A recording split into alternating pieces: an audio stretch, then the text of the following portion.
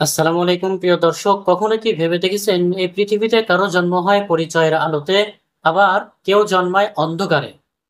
একজন নারী যিনি মানসিকভাবে ভারসাম্যহীন, রাস্তায় ঘুরে ঘুরে বেড়ায় বছরের পর বছর, হঠাৎ একদিন ফুটপাতে জন্ম নিলেন একটি ফুটফুটে কন্যা শিশু, কিন্তু সন্তানের পিতা নেই। এই ঘটনা কি কেবল এক অসহায় নারীর কষ্ট, নাকি পুরো সমাজের বিবেকের প্রশ্ন? প্রিয় দর্শক, ঘটনাটি ঘটেছে 2025 সালের 29শে জুলাই দুপুরবেলা খুলনার পাইকগাছা উপজেলার কপিলমুনি এলাকার আগরঘাটা বাজারের পাশে। একজন মানসিক ভারসাম্যহীন নারী, যিনি পাগলি একজন নারী, দীর্ঘদিন ধরে রাস্তায় ঘুরে বেড়াচ্ছিলেন। কারো ছায়া ছিল না, কোনো আশ্রয় ছিল না সেই পাগলিটার। হঠাৎ সেদিন পথ চলিত মানুষের চোখের সামনে ফুটপাতে প্রসব করেন এক ফুটফুটে কন্যা শিশু। আশেপাশের কিছু মানবিক হৃদয়ের মানুষ এগিয়ে আসেন। একজন স্থানীয় নারী, এক গ্রাম্য চিকিৎসক এবং দোকানিরা মিলে মা ও নবজাতককে পাইকগাছা উপজেলা স্বাস্থ্য কমপ্লেক্সে নিয়ে যান। হাসপাতালের কর্তব্যরত চিকিৎসকরা জানান, শিশুটির ওজন প্রায় 2 কেজি 600 গ্রাম এবং সে ও তার মা দুজনেই এখন সুস্থ আছে। তবে সবচেয়ে দুঃখজনক বিষয় ও হৃদয় বিদারক সত্য হলো, এই শিশুর কোনো কৃত্য পরিচয় নেই।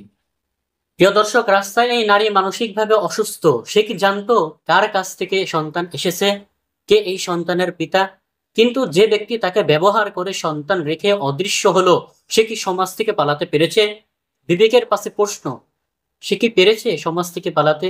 এই প্রশ্ন শুধু আইনের কাছে নয়, আমাদের সবার কাছে, সবার বিবেকের কাছে প্রশ্ন আমি তুলে ধরলাম।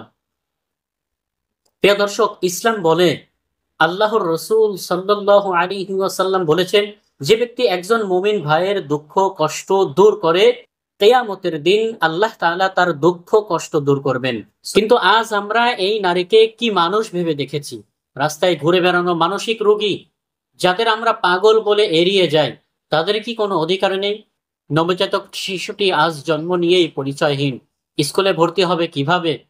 ভবিষ্যতে নিজের নামের পাশে পিতার নাম লিখবে কিভাবে? এই দোষটা কার? এই দোষ কি শুধু সেই নারীর একার, না এটা আমাদের সমাজের সম্মিলিত ব্যর্থতা?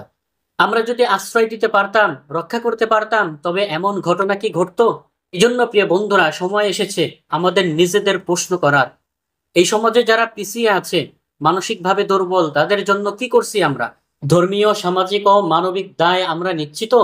যারা ব্যবহার করে পালিয়ে যাচ্ছে, তাদের জন্য আইনি ও নৈতিক শাস্তির ব্যবহার কি আমরা করছি? এই জন্য প্রিয় ভাই ও বোনেরা, আসুন আমরা শুধু দেখে না থেকে দায়িত্ব নেই। এই ঘটনাকে ব্যবহার করে একটি জাগরণে, একটি সহানুভূতিতে, একটি পরিবর্তনের ডাক হিসেবে। সেই পাগলি মা ও শিশুটি এখন একটি হাসপাতালের বিছানায়। তারা জানে না সমাজ তাদের দিকে কিভাবে তাকিয়ে আছে। কিন্তু আপনি জানেন আপনি কি করতে পারেন?